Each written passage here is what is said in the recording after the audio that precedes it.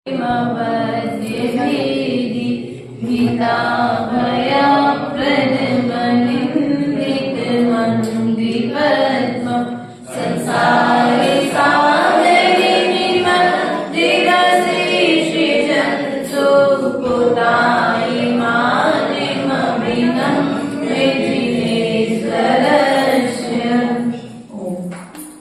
प्रकार से अपन ने कल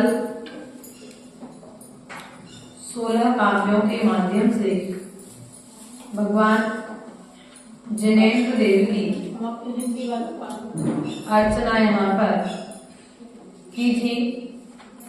कितने काव्य हुए थे भैया? 16 काव्यों के माध्यम से अर्चना हो चुकी थी। आज पुनः अपने भक्ति भावों को ओतप्रोत करते हुए 17वें काव्य में प्रवेश करेंगे। आत्मा आत्मा मनीषी भी रयम भेद बुद्ध्या ध्यातो जिनेन्द्र भव इह भवत् प्रभावा पानीर्मप्यव्रत नित्यनु चिन्त्यमानं किं नामनो विश्विकामपाकरोति आत्मा मनीषिभिरयं त्वद्भेदबुद्ध्या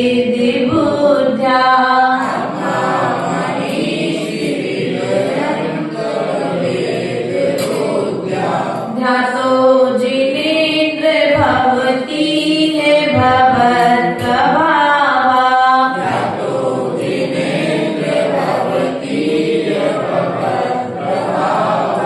पानीयमप्यव्रतमित्यनुचिन्त्यमानम्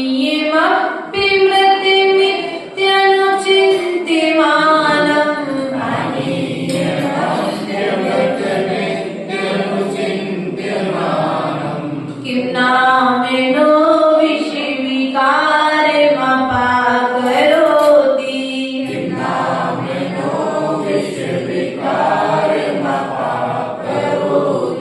त्वमेव वीतितमिषं परिवादिनोऽपि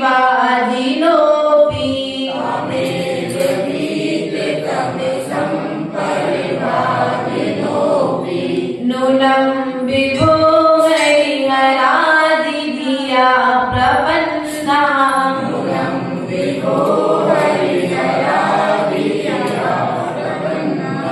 किं काचिकामिलिमिलि सिसितोऽपि सङ्को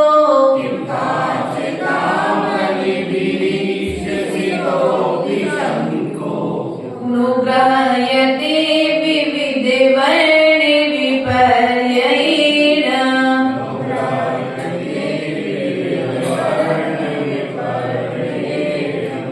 धर्मोप शब्ये समये सभी धानो भावा दास्तां जनो भवति ते तरु रप्य शोकः अभ्युद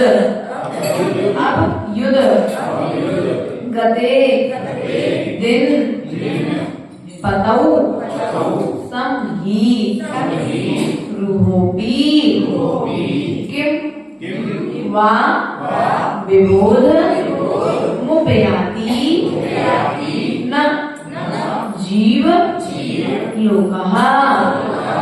यहाँ पर अशुभ प्रातिहार्य की महिमा को आचार्य भगवत बताते हुए कहते हैं धर्मोपदेश समये सविधानुभावा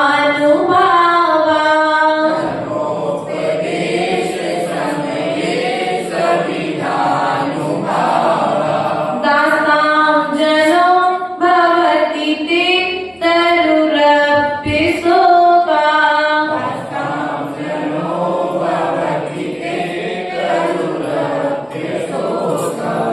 अभ्युद्गते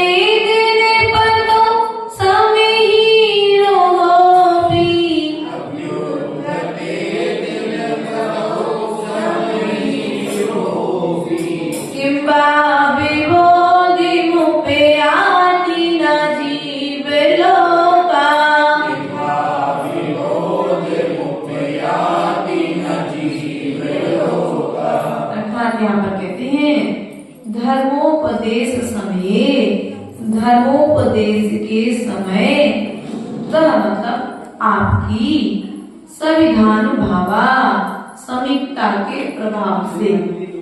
क्या कहा यहाँ पर, जब आपका धर्मोपदेश होता है तो धर्मोपदेश के कारण आपके समीप अर्थात आपके पास होने के कारण अर्थात समीपता के प्रभाव से क्या होता है, दासाम जनो भवति ते तरुद्रव्य शोकः। दास्ताम अर्थात दूर रहे, क्या दूर रहे, जना अर्थात मनुष्य तो दूर रहे, तरु रक्त शोका अर्थात तरु अशोक भी क्या हो जाता है, शोका अर्थात शोक से रहित हो जाता है। भैया कुछ बात समझ में आई पंडित जी? तुम लोग क्वालिटी में तो घुस जा रहा, कुछ जलेबी अभी भी क्या नहीं, कुछ मिठाई का थाल हो वहां मिल रहा भैया बैठ जाओ। जब भी क्लास पढ़ने बैठो, आचार्य गुरुदेव सदा एक बात कहा करते थे कि जब भी अध्ययन करना है तो अपन को प्रथम सीट पर बैठने का प्रयास करना चाहिए। प्रथम नहीं तो द्वितीय, द्वितीय नहीं तो तृतीय, और तृतीय नहीं तो फिर जो जैसी व्यवस्था उस हिसाब से हमको फ्रंट में अर्थात आगे में बैठने का प्रयास करना चाहिए। देखो ये आगे फ्रंट ये बड़े भैया जैसे समझदार होना चाहिए, है ना।